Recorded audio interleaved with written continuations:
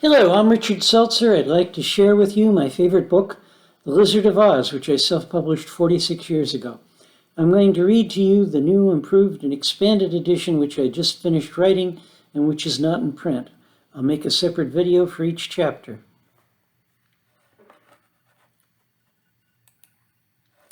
Chapter 14, The Knights of the Merry-Go-Round Table.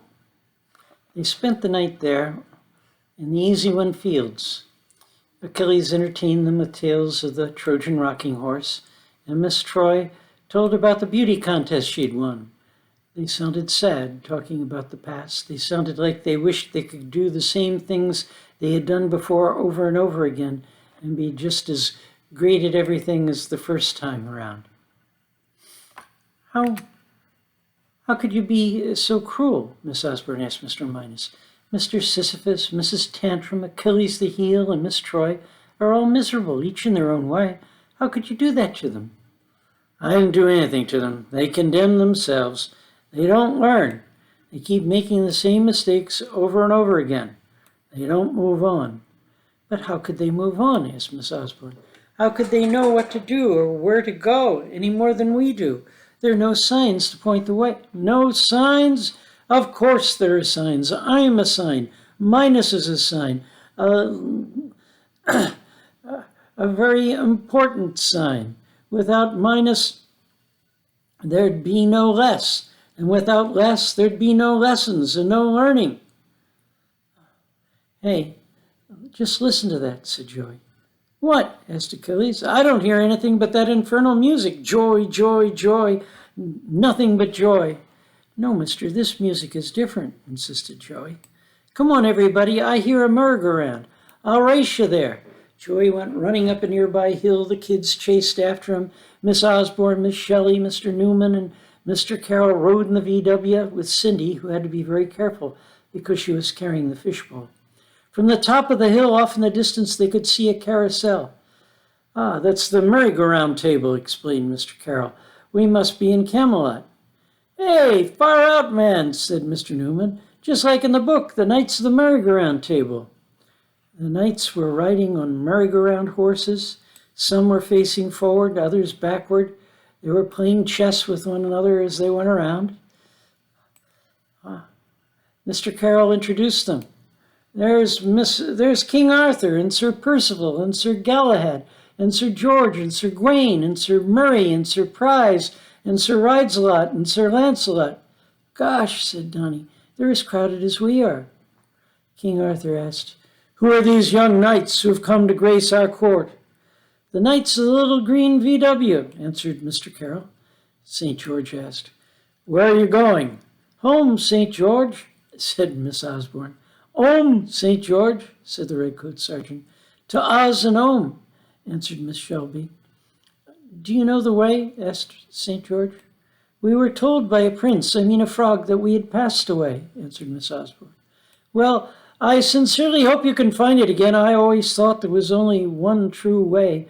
A long, straight and narrow path, much too narrow for a VW, just wide enough to walk down single file. But the times are changing, and maybe there are new inroads and outroads. We drove in through a pothole, a big hole in the pavement, she said. Yes, things have changed a lot up there. Why, in my day, there were no pavements, just grass and trees for miles and miles. And while we were flying down the pothole, a witch told us the which way to Oz and home, Miss Shelby added. Do you believe in witches? St. George asked her. I never did before, Miss Osborne admitted. But the way this field trip has been going, I don't know what to believe. Well, you shouldn't believe witches, he advised. They're not to be trusted. They'll answer your questions, but they won't tell you the dangers or give you anything to defend yourself with. I want to take these people to the next underworld, added Mr. Carroll. I think they're so far lost now that only the muses can show them the way to wherever they want to go. Well, while you're here, I should give you some pointers on dragon fighting. Dragon fighting? Asked Mark. Couldn't we have chess lessons instead? I could teach you that, answered Sir Murray. Come over here, he's told Mark. I'll teach you the dragon defense. Dragons? What do dragons have to do with anything? Asked Miss Osborne. Well, explained King Arthur, if you do get to Oz and to Ohm, you're going to need to know dragon fighting. Of course, you could rely on trial and error, but I suspect you get whatever lessons you can. But why dragon fighting? Asked Miss Osborne. St. George answered, in the midst of Oz lives the great dragon of Ohm, the famous fire-breathing lizard of Oz, the leaping lizard himself, Mr. Newman whispered. Miss Shelby, what's this bit about dragon fighting? You never said anything about dragon fighting. Why, of course not. None of us wants to fight dragons, and I'm sure there are no dragons in Oz and Ohm, but we'd better listen. It isn't every day you get a chance to learn about dragon fighting from St. George himself. Everybody got quiet and listened to St. George as he showed them the uppercut, the backstroke, the breaststroke, the stroke of luck, and the stroke of genius. The other knights helped too, correcting their moves as the kids practiced again and again. Miss Osborne didn't know what to think. Mr. Sherman had never mentioned anything about the Lizard of Oz being dangerous, and she still hoped to go home instead of to Ohm. But just to be safe, she borrowed a pad of paper from a court scribe and took notes on everything St. George said.